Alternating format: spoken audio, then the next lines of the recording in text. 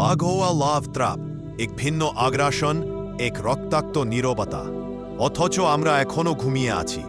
ঘুমিয়ে আছে আমাদের তরুণ প্রজন্ম। তোমার চারপাশে আগুন জ্বলছে আর তুমি চোখ বন্ধ করে ভাবছ আমার কিছু হবে না। কিন্তু শোনো, এই আগুন যখন তোমার বোনের চাদর পুড়ে ফেলবে তখন বুঝবে। কিন্তু তখন আর জেগে ওঠার সময় থাকবে না। দেশের প্রতিটি প্রান্তে আজ উগ্র হিন্দুত্ববাদী হায়েনারা ভাগোয়া লাভ ট্র্যাপের ফাঁদ পেতে রেখেছে। তাদের লক্ষ্য একটাই, তোমার মুসলিম বোন। তাদের সরলতা, আবেগ, ভালোবাসা ব্যবহার করে তারা এক নোংরা স্বপ্ন পূরণে মেতে উঠেছে। প্রথমে প্রেমের নাটক, তারপর গোপনে ভিডিও, ব্ল্যাকমেইল, যৌন হয়রানি, আর এরপর ধর্ষণ, গণধর্ষণ, অতঃপর নির্মম খুন। আজ এ যেন তাদের নিত্যদিনের ঘৃণ্য খেলা। এক একটা মুসলিম বোন যেন তাদের শিকার তালিকায় আরেকটা নাম মাত্র।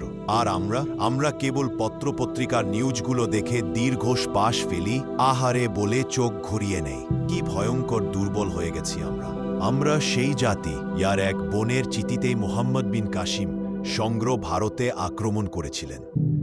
আর আমার বোনেরা আজ আর্তনাদ করে মরছে, কিন্তু আমাদের কানে যেন সে আওয়াজ পৌঁছায় না।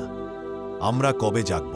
আর কত বোনের রক্তে ভিজে যাবে এই মাটি? তারপর তুমি বলবে এখন কিছু করা দরকার, কিন্তু তখন হয়তো আর কিছুই করার থাকবে না। ইয়া আল্লাহ, আমাদের হৃদয়কে জীবিত করে দাও। এ জাতির বুকের মধ্যে যে ঈমান ছিল সে আগুনটা আবার জ্বালিয়ে দাও। ভাগোয়া হিন্দুত্ববাদীদের রক্তচক্ষু ভেঙে আমাদের মুসলিম বোনদের ইজ্জত ও নিরাপত্তা ফিরিয়ে আনো। আজ নয়, এখনই সময়। জাগতে হবে হে তরুণ তোমায়, জেগে উঠো নতুন উদ্যোগে।